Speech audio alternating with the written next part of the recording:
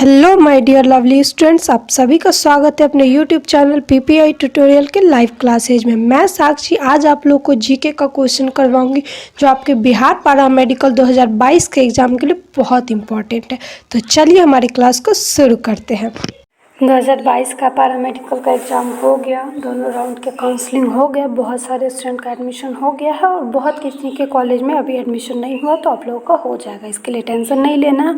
और आज से हम लोग 2023 के एग्ज़ाम के लिए है ना, आज से हम लोग बिहार पारा मेडिकल 2023 के एग्ज़ाम के लिए यूट्यूब पे क्लास स्टार्ट करने जा रहे हैं। ठीक है, तो जिस तरह से आप लोगों ने 2022 में हमारे चैनल को बहुत सपोर्ट किया और आप स्टूडेंट्स को हमारे चैनल से बहुत फ़ायदा हुआ, तो उसी तरह हम लोग 2023 में भी खूब मेहनत करेंगे और आप लोगों को भी कंटिन्यू क्लास करना है। तो चलिए हमारे आज का क्लास का श्री गणेश करते हैं। तो पहला क्लास में हम लोग आज से जीके का इम्पोर्टेंट क्वेश्चन करने जा रहे हैं और सारे सब्जेक्ट का क्लास यूट्यूब पे होगी, Hindi, English, science, GK, math. ठीक है, तो आज हम लोग जीके का क्वेश्चन करेंगे। तो जीके में पूछा जा रहा है आपसे कि इन देशों में से कौन सा देश जो है संयुक्त राष्ट्र संघ की सुरक्षा परिषद का स्थायी सदस्य नहीं है ना। हमको बताना है कि कौन सा देश जो है ठीक है ना, संयुक्त राष्ट्र संघ की सुरक्षा परिषद का स्थायी सदस्य नहीं है। मतलब इसमें से कोई 3 जो है स्थायी सदस्य है और 1 स्थायी सदस्य नहीं है। तो चलिए सभी को जल्दी से इसका लाइव चैट में आंसर दीजिए। वेरी गुड, तो इसका राइट आंसर क्या हो जाएगा हमारा? जर्मनी। जर्मनी जो है हमारा संयुक्त राष्ट्र संघ सुरक्षा परिषद का अस्थायी सदस्य है। ठीक है, फ्रांस, चीन, यूनाइटेड किंगडम, ये तीनों क्या है? तो ये स्थायी सदस्य हैं। ठीक है, सभी को क्लियर है कि फ्रांस, चीन और यूनाइटेड किंगडम ये सभी क्या स्थायी सदस्य हैं।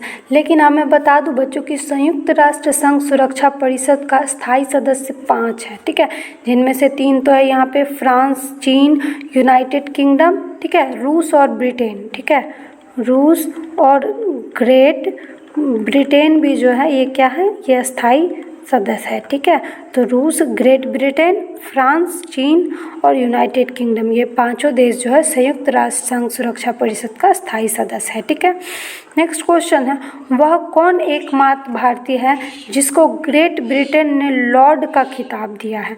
मतलब हमको बताना है कि ऐसा कौन सा व्यक्ति है भारतीय जिसको ग्रेट ब्रिटेन ने किसका खिताब दिया था? तो लॉर्ड का खिताब दिया था। ठीक है, ऑप्शन ए में स्वर्ण सिंह, बी में स्वराज लाल, सी में स्वराज पाल और ऑप्शन नंबर डी में है धनराज पाल। तो हमको यहाँ पर क्या बताना है कि इनमें से कौन से व्यक्ति ऐसे भारतीय थे जिसको ग्रेट ब्रिटेन से लॉर्ड का खिताब दिया गया था? तो वेरी गुड, यहाँ पे जिन बच्चों ने आंसर ऑप्शन सी दिया है उनका राइट आंसर है स्वराज पाल। ठीक है, स्वराज पाल को ग्रेट ब्रिटेन ने किसका खिताब दिया था? तो लॉर्ड का खिताब दिया था। ठीक है, तो चलिए हमारे नेक्स्ट क्वेश्चन की ओर बढ़ते हैं।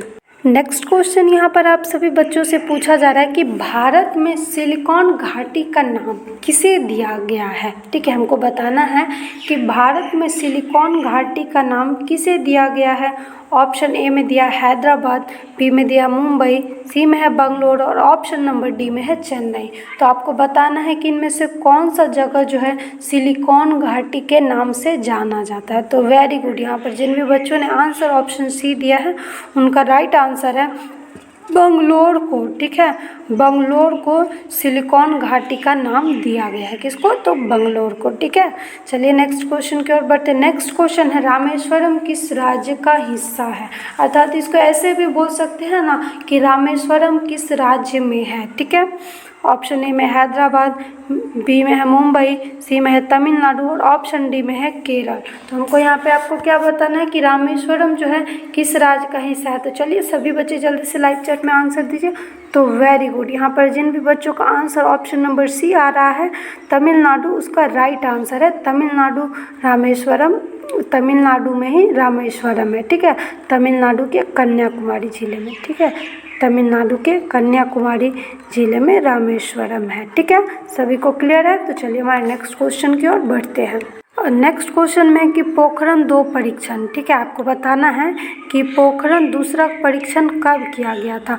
ऑप्शन ए में दिया है 11 जून 1998, बी में है 9 जून 1998, सी में है 11 मई 1998 और डी में है 20 मई 1998। तो चलिए सभी बच्चे जल्दी से इसका लाइव चैट में आंसर दीजिए कि पोखरण सेकेंड परीक्षण कब किया गया था।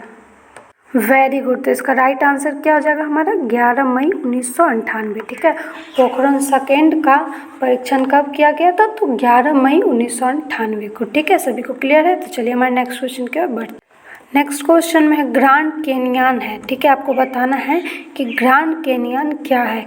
एक खड्डर या फिर एक बड़ी तोप, एक नदी या फिर एक पुरानी तोप। तो चलिए सभी को जल्दी से लाइव चैट में आंसर दीजिए कि ग्रैंड कैनियन क्या है। तो वेरी गुड, जिन भी बच्चों का आंसर ऑप्शन नंबर ए है, का राइट आंसर है एक खड्डर। ठीक है, एक खड्डर। ग्रैंड कैनियन क्या है? तो एक खड्डर है। ठीक है, चलिए नेक्स्ट क्वेश्चन की ओर बढ़ते हैं। तो नेक्स्ट क्वेश्चन में यहाँ पे पूछा जा रहा है किस स्थान का मानक समय निर्धारित करने का आधार होता है। मतलब किसी स्थान का जो है मानक समय या फिर स्टैंडर्ड टाइम निर्धारित करने का आधार क्या होता है।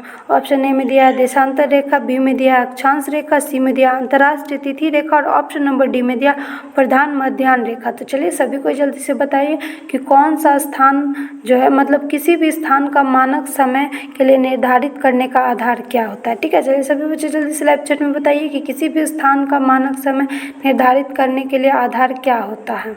Very good. तो इसका राइट आंसर क्या हो जाएगा हमारा ऑप्शन नंबर ए देशांतर रेखा। ठीक है, किसी भी स्थान का मानक समय निर्धारित करने का आधार क्या होता है? तो देशांतर रेखा होता है। सभी को क्लियर है? तो चलिए हमारे नेक्स्ट क्वेश्चन की ओर बढ़ते हैं। नेक्स्ट क्वेश्चन है बोडो निवासी है। तो बोडो निवासी क्या है?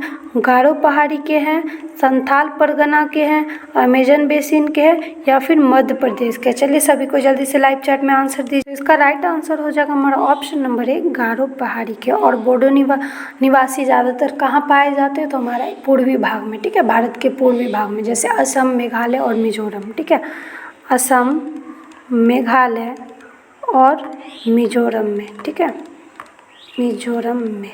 ठीक है, तो चलिए हमारे नेक्स्ट क्वेश्चन की ओर बढ़ते हैं। नेक्स्ट क्वेश्चन बच्चों पूछा जा रहा है कि पनामा नहर जोड़ती है। ऑप्शन ए में दिया है उत्तरी अमेरिका एवं दक्षिणी अमेरिका को, बी में है प्रशांत महासागर एवं ये अटलांटिक महासागर होगा। ठीक है, अटलांटिक। ठीक है, महासागर को, सी में है लाल सागर और भूमध्य सागर को, और ऑप्शन नंबर डी में है हिंद महासागर एवं प्रशांत महासागर को। तो चलिए जिन भी बच्चों को इसका आंसर पता है लाइव चैट में इसका आंसर दीजिए कि पनामा नहर किसको जोड़ती है। तो वेरी गुड, जिन भी बच्चों का आंसर ऑप्शन नंबर बी है उनका राइट आंसर है पनामा नहर किसको जोड़ती है? तो यह अटलांटिक महासागर और प्रशांत महासागर को जोड़ती है। ठीक है, अब बात करें किसको अलग करती है ना, तो ये पनामा नहर क्या करती है? उत्तरी अमेरिका को दक्षिणी अमेरिका से अलग करती है ना। ये पनामा नहर क्या करती है? तो उत्तरी अमेरिका को, ठीक है, उत्तरी अमेरिका को दक्षिणी अमेरिका से अलग करती है। ठीक है, उत्तरी अमेरिका को दक्षिणी अमेरिका से अलग करती है। नेक्स्ट क्वेश्चन कि पंचायती राज को डैश के अंतर्गत स्वशासन की इकाई के रूप में संगठित किया गया। हमको क्या बताना है कि पंचायती राज को डैश के अंतर्गत स्वशासन की इकाई के रूप में संगठित किया गया।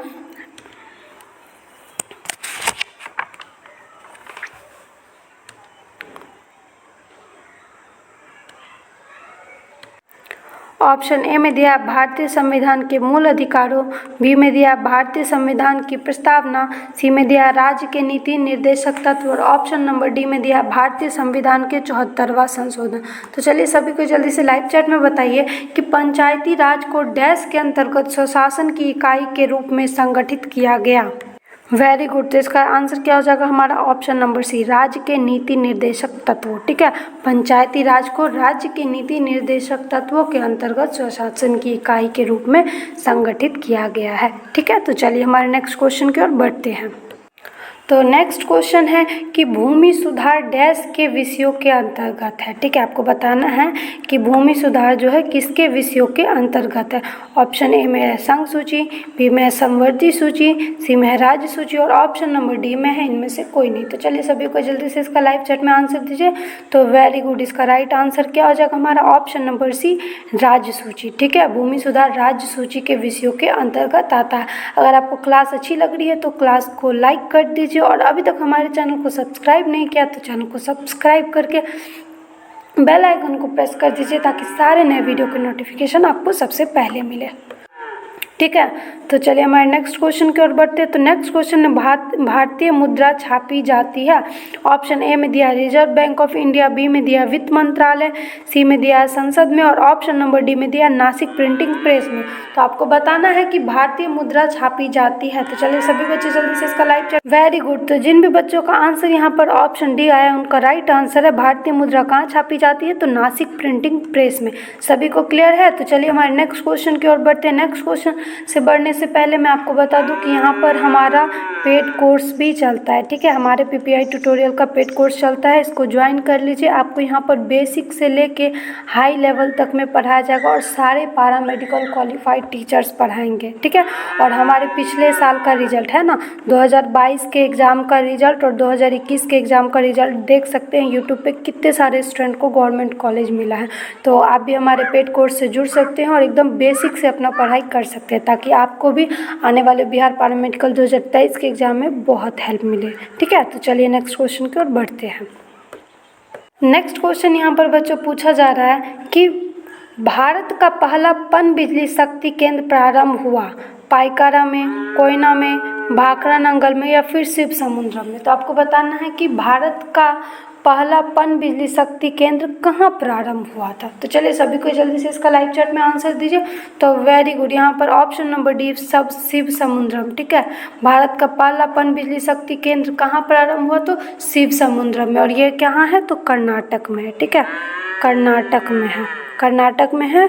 और कब शुरू हुआ था, तो 1902 में। ठीक है, वर्ष 1902 में देश का पहला पन बिजली घर कर्नाटक के शिव समुद्रम में प्रारंभ हुआ था। ठीक है, सभी को क्लियर है। तो चलिए हमारे नेक्स्ट क्वेश्चन की ओर बढ़ते हैं। नेक्स्ट क्वेश्चन, दुर्लभ मुद्रा का आशय उस मुद्रा से है जो वाहन करने में बहुत कठिन हो, कमाने में बहुत कठिन हो, विकसित देशों का है या फिर विकासशील देशों का है। तो चलिए सभी को बताइए इसका आंसर लाइव चैट में। Very good. तो इसका राइट आंसर क्या हो जाएगा, हमारा ऑप्शन नंबर सी, विकसित देशों का। दुर्लभ मुद्रा का आशय किस मुद्रा से, तो उस जो विकसित देशों का मतलब विकसित देश का जो मुद्रा है उसी को दुर्लभ मुद्रा कहते हैं। ठीक है, जैसे कि डॉलर हमारे भारत में सहज रूप से नहीं ना मिलता है, तो डॉलर क्या हो गया हमारे भारत के लिए दुर्लभ मुद्रा हो गया है ना। तो चलिए हमारे नेक्स्ट क्वेश्चन की ओर बढ़ते हैं। नेक्स्ट क्वेश्चन यहाँ पर पूछा जा रहा है कि भारतीय राष्ट्रीय कांग्रेस के संस्थापक थे एक, अ सैनिक सेवक, बी विज्ञानी, सी सामाजिक कार्यकर्ता, ऑप्शन नंबर डी में है मिलिट्री कमांडर। चलिए सभी बच्चे जल्दी से इसका लाइव चैट में आंसर दीजिए कि भारतीय राष्ट्रीय कांग्रेस के संस्थापक कौन थे। तो ये एक असैनिक सेवक थे, इसका ऑप्शन नंबर ए हमारा राइट आंसर हो जाएगा। और भारतीय राष्ट्रीय कांग्रेस की स्थापना किसने की थी, तो ए.ओ. हुरुम ने। ठीक है, ए.ओ. हुरुम ने। ठीक है, ए.ओ. हुरुम ने कब की थी, तो 1885 ईस्वी में। ठीक है, 1885 ईस्वी में ए.ओ. हुरुम ने भारतीय राष्ट्रीय कांग्रेस की स्थापना की थी। ठीक है, तो चलिए हमारे नेक्स्ट क्वेश्चन की ओर बढ़ते हैं।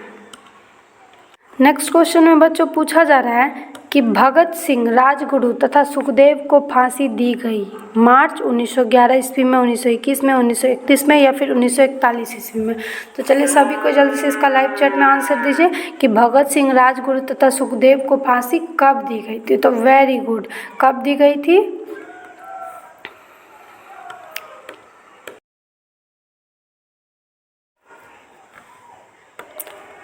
नेक्स्ट क्वेश्चन में आप सभी बच्चों से पूछा जा रहा है कि भगत सिंह, राजगुरु तथा सुखदेव को फांसी दी गई 1911 ईस्वी में, 1921 ईस्वी में, 1931 ईस्वी में या फिर 1941 ईस्वी में। तो चलिए सभी बच्चे जल्दी से इसका लाइव चैट में आंसर दीजिए कि भगत सिंह, राजगुरु तथा सुखदेव को फांसी कब दी गई थी। ठीक है, तो कब दी गई थी, मार्च 1931 में। ठीक है ना, मार्च 1931 ईस्वी में भगत सिंह, राजगुरु तथा सुखदेव को फांसी दी गई थी। और यह फांसी कहाँ दी गई थी, तो लाहौर में दी गई थी। ठीक है, ये फांसी लाहौर में दी गई थी। ठीक है, चलिए नेक्स्ट क्वेश्चन की ओर बढ़ते हैं। नेक्स्ट क्वेश्चन, लंदन में जनरल डायर को किसने गोली मारी थी। आपको बताना है कि लंदन में जो है जनरल डायर को किसने गोली मारा था। ऑप्शन ए में है बीसी पाल ने, बी में खुदीराम ने, सी में है मदन लाल ने और ऑप्शन नंबर डी में है उधम सिंह ने। तो चलिए सभी को बताइए जल्दी से लाइव चैट में कि लंदन में जनरल डायर को किसने गोली मारी थी। तो वेरी गुड, क्या हो जाएगा इसका आंसर हमारा option number D, Udham Singh. London में जनरल डायर को किसने गोली मारी थी? तो उधम सिंह। ये उधम सिंह कौन थे? तो उधम सिंह पंजाब के रहने वाले थे, ठीक है, ये पंजाब के रहने वाले थे और ये जो है गदर आंदोलन का एक कार्यकर्ता थे। कौन से आंदोलन से ये थे संबंधित थे? गदर आंदोलन से संबंधित थे, ठीक है, सभी को क्लियर है। चलिए हमारे नेक्स्ट क्वेश्चन की ओर बढ़ते हैं। नेक्स्ट क्वेश्चन आप सभी बच्चों से पूछा जा रहा है कि स्वराज पार्टी का गठन डैश की असफलता के बाद हुआ। ऑप्शन ए में असहयोग आंदोलन, बी में है भारत छोड़ो आंदोलन, सी में है सिविल नाफरमानी आंदोलन और ऑप्शन नंबर डी में है स्वदेशी आंदोलन। तो चलिए सभी को जल्दी से लाइव चैट में बताइए कि स्वराज पार्टी का गठन किसके असफलता के बाद हुआ था। तो वेरी गुड, जिन भी बच्चों का आंसर ऑप्शन नंबर ए आ रहा है उनका राइट आंसर स्वराज पार्टी का गठन जो असहयोग आंदोलन के बाद किया गया था। और स्वराज पार्टी का स्थापना कब हुआ था? तो 1923 ईस्वी में, ठीक है, 1923 ईस्वी में। और किसने स्थापना किया था? तो मोतीलाल नेहरू, ठीक है, मोतीलाल नेहरू और देशबंधु चित्तरंजन दास, ठीक है, और देशबंधु चित्तरंजन दास ने मिलकर असहयोग आंदोलन के असफलता के बाद स्वराज पार्टी का स्थापना किया था 1923 ईस्वी में, ठीक है। तो नेक्स्ट क्वेश्चन में यहाँ पे पूछा जा रहा है नाबार्ड उधार देता है कृषि के व्यक्ति को, ग्रामीण विकास के संस्थाओं को, कृषि एवं ग्रामीण विकास के बैंकों को और ऑप्शन नंबर डी में दिया है कृषि के लिए राज्य सरकारों को। तो चलिए सभी को जल्दी से इसका लाइव चैट में आंसर दीजिए कि नाबार्ड किसको उधारी देता है। तो वेरी गुड, यहाँ पर जिन भी बच्चों ने आंसर ऑप्शन सी दिया है उसका राइट आंसर है कृषि एवं ग्रामीण विकास के बैंकों को नाबार्ड उधार देता है। तो नाबार्ड का फुल फॉर्म क्या होता है? तो नाबार्ड का फुल फॉर्म होता है national bank for agriculture and rural development. क्या होता है? नेशनल बैंक फॉर एग्रीकल्चर, ठीक है, एग्रीकल्चर एंड रूरल डेवलपमेंट, ठीक है, एंड रूरल डेवलपमेंट। ये क्या होता है? हमारा नाबार्ड का फुल फॉर्म होता है, ठीक है। नाबार्ड की स्थापना कब हुई थी? तो 1982 ईस्वी में, ठीक है, नाबार्ड की स्थापना कब हुई थी? 1982 ईस्वी में, कृषि एवं ग्रामीण विकास के बैंकों को ऋण देने के लिए, ठीक है। नेक्स्ट क्वेश्चन है WTO का अस्तित्व में आया, मतलब वर्ल्ड ट्रेड ऑर्गेनाइजेशन अस्तित्व में कब आया? ऑप्शन ए में दिया है जनवरी 1994, बी में दिया है जनवरी 1995, सी में दिया है जनवरी 1996 और ऑप्शन नंबर डी में दिया है जनवरी 1997। तो चलिए सभी को बताइए कि WTO का अस्तित्व में कब आया था। तो वेरी गुड, कब आया था? तो जनवरी 1996 में, ठीक है, जनवरी 1995 में। इसका ऑप्शन नंबर बी हमारा राइट आंसर हो जाएगा। WTO अस्तित्व में कब आया था? जनवरी 1995 ईस्वी में, ठीक है। ये आज के हमारे क्लास का लास्ट क्वेश्चन था। मिलेंगे नेक्स्ट क्लास में। अगर क्लास अच्छी लगी है तो क्लास को लाइक कीजिए और कमेंट्स में अपना फीडबैक जरूर दीजिए, ठीक है। तो चलिए मिलेंगे हम लोग नेक्स्ट क्लास में।